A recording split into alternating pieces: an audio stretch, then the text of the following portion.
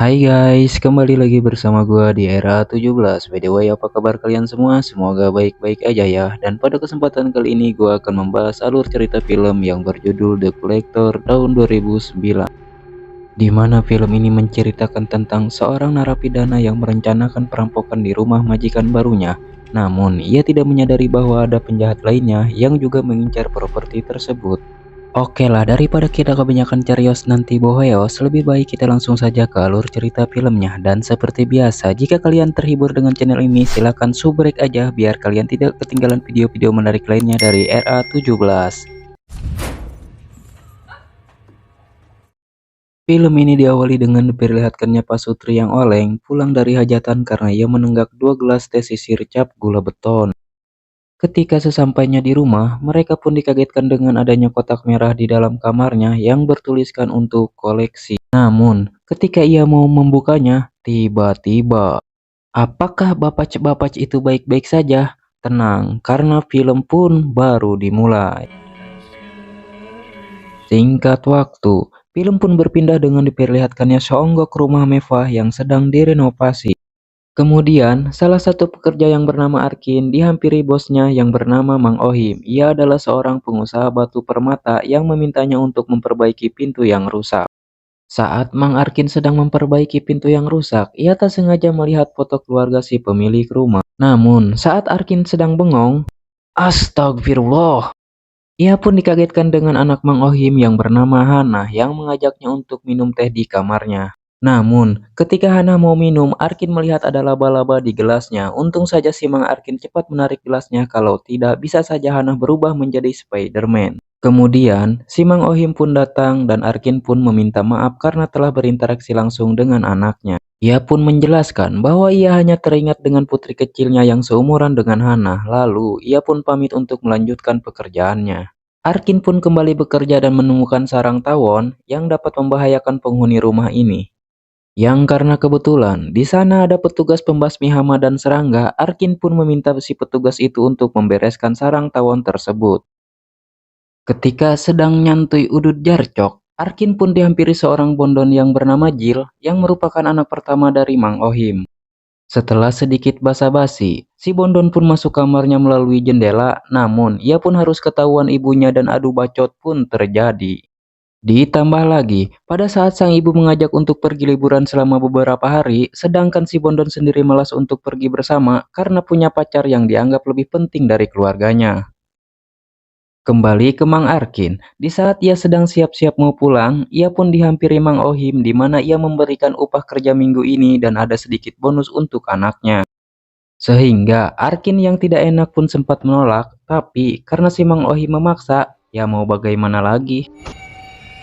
Singkat cerita, malam pun poek, Mang Arkin pun mendatangi tempat kerja istrinya yang di situ ada putri kecilnya yang sedang duduk menunggu ibunya selesai bekerja. Arkin pun memberikan hadiah sebuah boneka untuk anaknya. Berbeda dengan anaknya, istri si Mang Arkin pun tiba-tiba datang dengan raut muka cemberut yang rupanya si istri sedang terlilit hutang yang membuatnya sering didatangi debt collector. Si istri pun meminta uang kepada Arkin yang ia dapat hari ini untuk melunasi hutangnya tersebut. Dirasa uangnya tidak cukup untuk melunasi hutangnya, si istri pun mengancam akan pulang ke rumah ibunya membawa putri kesayangan mereka. Tak ingin istri dan anaknya minggat dari rumah, Arkin pun menyanggupi permintaan sang istri yang berhutang gara-gara kecanduan belanja online COD lagi. Sehingga ia pun mendatangi bos mafia yang terkenal di kotanya. Tujuan Arkin mendatangi bos mafia tersebut adalah untuk meminjam alat-alat khusus yang biasa digunakan untuk merampok, di mana Arkin menjelaskan bahwa rumah yang akan ia rampok adalah milik seorang pengusaha batu permata. Selain menyediakan alat-alat yang dibutuhkan, si bos mafia juga menjadi pengepul barang-barang hasil curian. Si bos mafia juga meminta persenan sebanyak 60%, sementara Arkin mendapat 40% yang akan beraksi sendirian. Sempat adu bacot, Arkin pun yang tidak punya banyak waktu, ia pun dengan terpaksa menyetujui kesepakatan tersebut dan akan beraksi malam itu juga.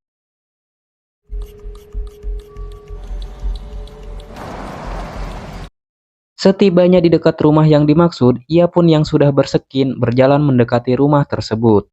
Sesampainya di rumah itu, Arkin pun langsung membobol pintu rumah tersebut. Perlahan tapi pasti, Arkin pun menuju kamar tidur tempat berangkasnya disimpan di balik cermin.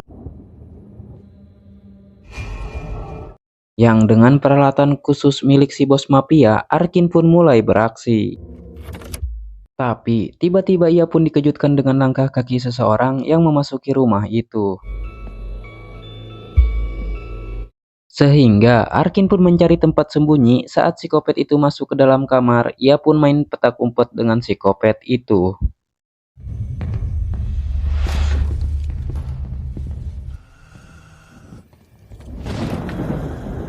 Namun, ketika ia mau keluar, ia pun keheranan saat melihat kunci pintu bertambah banyak. Ia pun berusaha mencari jalan keluar lain.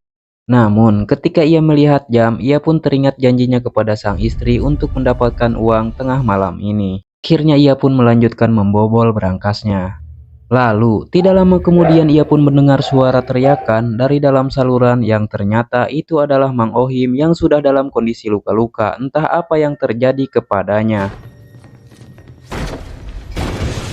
Di sana, akhirnya Arkin dan si Mang Ohim bertatapan muka. Si Mang Ohim mengira ini adalah ulah si Arkin, padahal si Arkin tidak tahu apa-apa.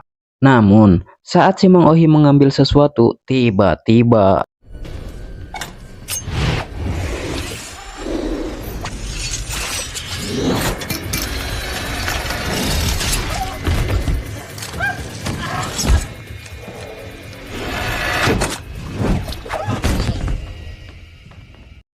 ia pun terkena jebakan yang dipasang oleh si Kopet. Anjay, sungguh GG.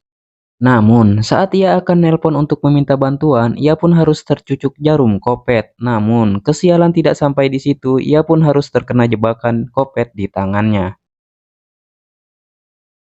Dan lagi-lagi, ia pun nyaris terkena kawat jebakan yang dipasang psikopat itu dan ia pun menemukan banyak sekali jebakan yang terpasang di sekitaran rumah itu.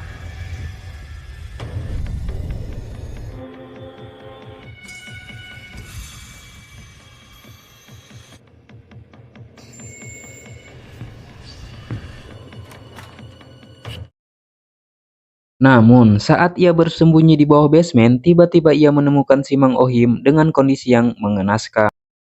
Ia pun langsung menjelaskan bahwa dirinya sama sekali tidak terlibat pada apa yang menimpanya saat ini dan alhamdulillahnya si Mang Ohim mau mengerti dan percaya perkataan Arkin. Bahkan, ia pun memberi kode berangkasnya agar Arkin bisa mengambil pistol yang disimpan di berangkasnya. Sebelum naik ke atas, Arkin pun menemui si tante yang juga sudah terikat di dalam bathtub, di mana si tante meminta tolong Arkin untuk memastikan keselamatan anak bungsunya yang bernama Hana. Akan tetapi untuk bisa naik ke atas, Arkin butuh pengalih perhatian dan meminta si tante untuk berteriak agar si Kopet turun ke bawah basement. Tepat saat si tante sedang dirogahala si Kopet, Arkin pun langsung naik ke atas dan membuka berangkasnya sesuai kode yang diberikan. Dan tak hanya pistol, Arkin pun mengambil sebongkah batu permata yang menjadi tujuannya datang ke rumah ini. Pada titik ini, Arkin bisa saja langsung pergi keluar tanpa memperdulikan keluarga si Mang Ohim. Namun, karena Arkin masih punya hati nurani, ia pun tidak bisa pergi begitu saja. Namun, sungguh suwe, ia pun tidak dapat menemukan peluru untuk pistol tersebut.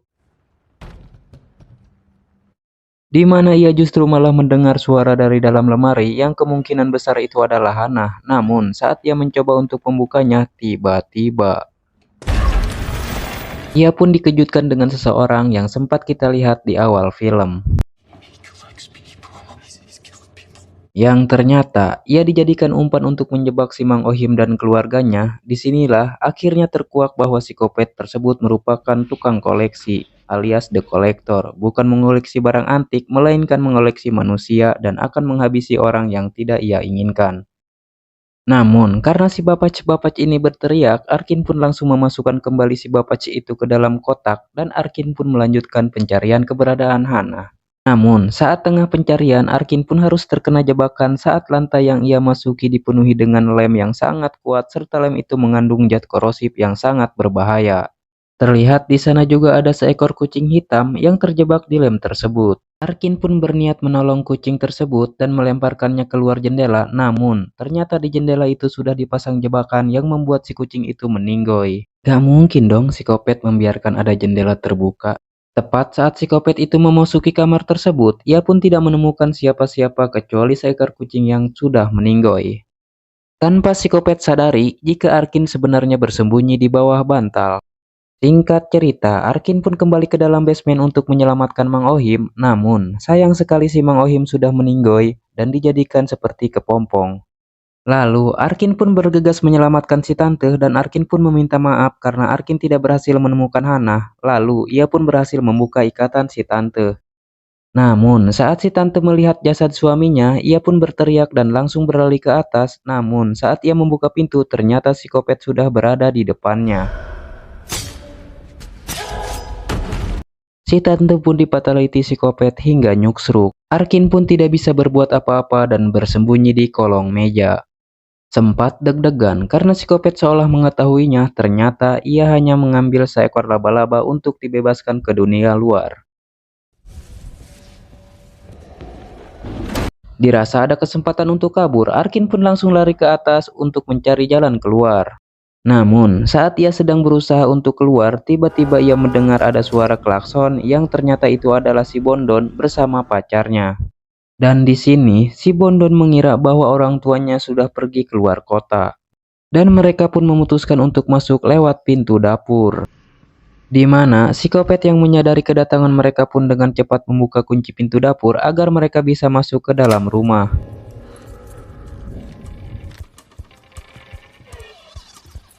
Namun, saat mereka sedang asik adu gabrut, psikopat pun terlihat kutap-ketap. Namun, si Bondon menyadari dengan keberadaan bebenguk psikopat yang membuat mereka terkejut.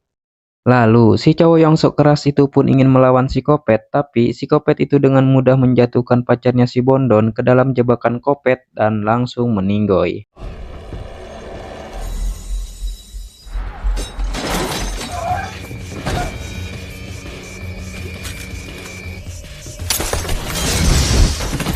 Lalu, psikopat itu menangkap si Bondon dan menyekapnya. Dan Arkin pun langsung bergegas menyelamatkan si Bondon dengan mengalihkan perhatian menggunakan alarm.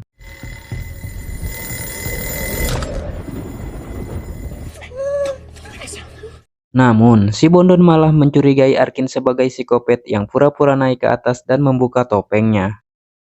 Alih-alih kabur bersama, si Bondon yang ketakutan pun malah mengambil sebuah gunting yang sudah dipasangi jebakan dan tiba-tiba gobloy sekali. Dirasa sudah tidak ada lagi yang selamat, ia pun memutuskan untuk kabur dari rumah ini.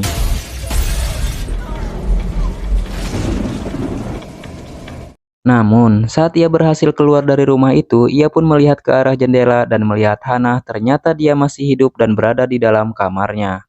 Sehingga, si Mamang Arkin pun memutuskan untuk kembali ke dalam rumah itu untuk menyelamatkan Hana.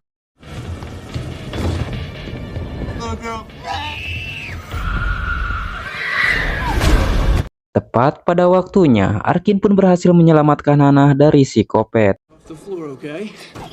Namun, saat ia akan menjebaknya dengan cara disetrum, psikopat pun melemparkan bapac-bapac yang dijadikan sebagai tumbal. Mau tidak mau, Arkin pun harus adu mekanik dengan psikopat itu. Ketika sedang adu mekanik, Arkin pun berhasil menarik topeng psikopat itu hingga terlepas. Ketika Arkin melihat wajah psikopat itu, ia terlihat seperti kenal dengan psikopat itu. Lalu, psikopat itu menggaplok Arkin hingga pingsan. Arkin pun disekap dan dirogahala oleh psikopat itu. Yang karena psikopat menyadari bahwa Hana sembunyi di kolong meja, Arkin pun mencoba membuat pengalih dengan cara menghina psikopat goreng patut.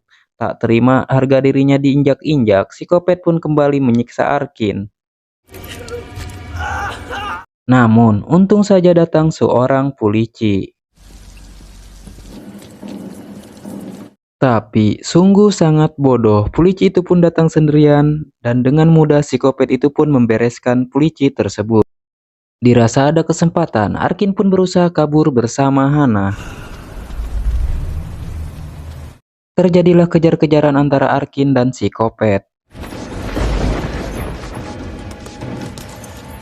Tepat sekali, Arkin pun berhasil menarik Hana saat Hana hendak disergap si Gogog. Lalu, Arkin pun berhasil menghabisi si Gogog tersebut. Lalu, Arkin pun menghadapi psikopat itu dengan tekad kuat dan cicilan hutang yang belum lunas. Ia pun mampu membuat psikopat itu terkapar dan berhasil menjatuhkan psikopat itu dengan mudah. Dengan cepat, Arkin pun mengambil kunci pintu, namun sungguh suwe, kuncinya pun rusak. Hingga Arkin pun mempunyai siasat dengan cara mengecohnya dengan menggunakan cermin, hingga psikopat itu terkena jebakan sendiri, istilahnya mah pagar makan tanaman. Lalu, saat psikopat merenges kesakitan, Arkin pun ngabret seedan-edannya meninggalkan tempat itu. Namun, saat ia melihat rombongan polisi, ia pun berusaha menghentikan rombongan polisi tersebut, akan tetapi ia pun malah tertabrak, gobloi sekali. Akhirnya, Arkin pun berhasil menyelamatkan Hana dan berhasil mendapatkan batu permata yang jadi tujuannya.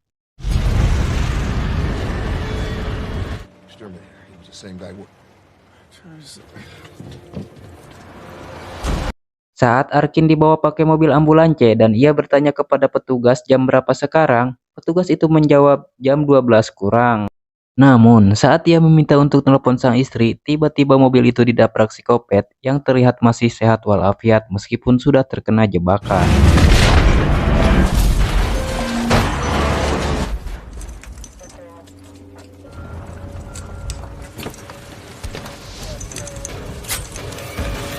Arkin pun ditangkap oleh psikopat itu dan dijadikan koleksi barunya.